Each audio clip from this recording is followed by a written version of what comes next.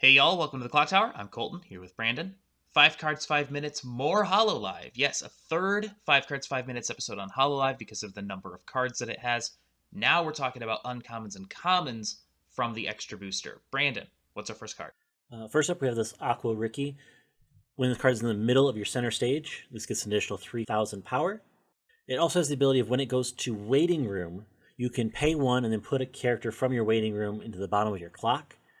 If you do that, you're able to look at the top 2 cards of your deck and add up to the 2 Hololive characters that are revealed, put them into hand, anything else goes to waiting room. So a build potential +2 off this card, as well as help push you into 1 faster. It can be stock bombed or clock bombed, and it won't get its effect. So if this goes off, you're potentially getting 2 off of pay 1, clock 1, which feels pretty good. It also, like I said, sits at 3/5 in the middle. Really useful profile that we're going to see in a lot of decks. Next, Shishiro Baton, 2500 power, level 0.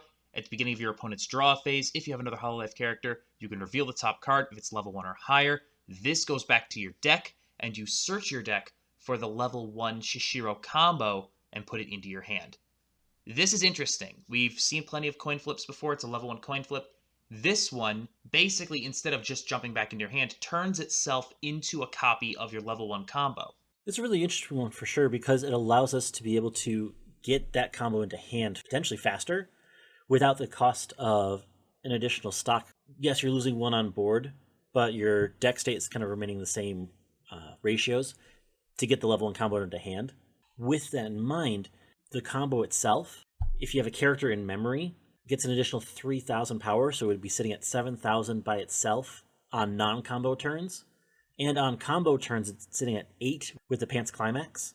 When this card gets its reverse, with the Climax in play, you're able to then search your deck for 2 characters, put 1 into hand, and then discard the other. So essentially, you're able to search 2, filter 1 out of your deck, and +1 into hand. So if you're comboing this with the level 0, you could search out that level 0 and the card you want in hand, and filter that 0 out of your deck right away. Yeah, you're basically going to always have an opportunity to hit your Bonder because the Bonder is on the beginning of opponent's draw phase. So if the coin flip happens, your opponent can't really interact with it. And then the combo itself can compress your deck by 6 cards. It does need a reverse, and it does need a card in memory, so you're going to need to play some memory effects in order to really make this work. But this is a really interesting engine between the coin flip and the level 1 combo. I don't think anyone's going to run it at the top tables, but at the very least, it's interesting mechanically, and I would love to see Bushiroad explore this kind of like coin flip Bonder space more, because there's some real design potential in this mechanic. Next is a 2/1 backup, Uzura Subaru, 2500 power backup, and when you use this card's backup, you can pitch a Climax from hand to give a character of yours in battle 3500 additional power. In bar or pants, this makes a ton of sense. It's a Climax out, and it's an additional 3/5, so this is a 6K backup. This can beat massive things on board. When you're trying to play around climaxes, you try to make sure you beat over that power threshold so you can guarantee that even if they play the climax, it doesn't do anything.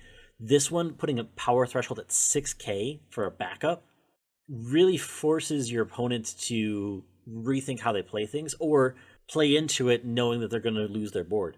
Because this can defend against some of the strongest things we've seen in offensive board power. Then last up, we have the Xi'an.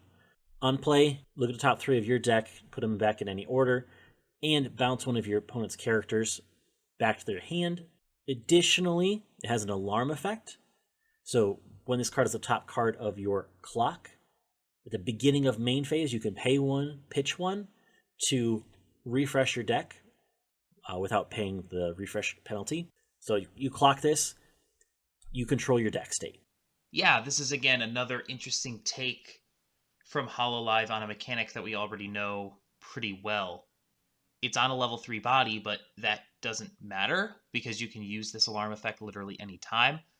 It would not surprise me if this gets run in high-level Hololive decks just because of the amount of deck control that it gives you. So that's it. Thank you so much for joining us. We'll be back on Tuesday. I will have a deck tech for Hololive. Thursday, we will have gameplay for that deck, a clock talk following Tuesday. And in 2 weeks, 5 cards, 5 minutes, once again, we'll be talking about Camelot. Until next time, thank you so much for joining us. Please like, share, comment, and subscribe, and have a good one. We'll see you then.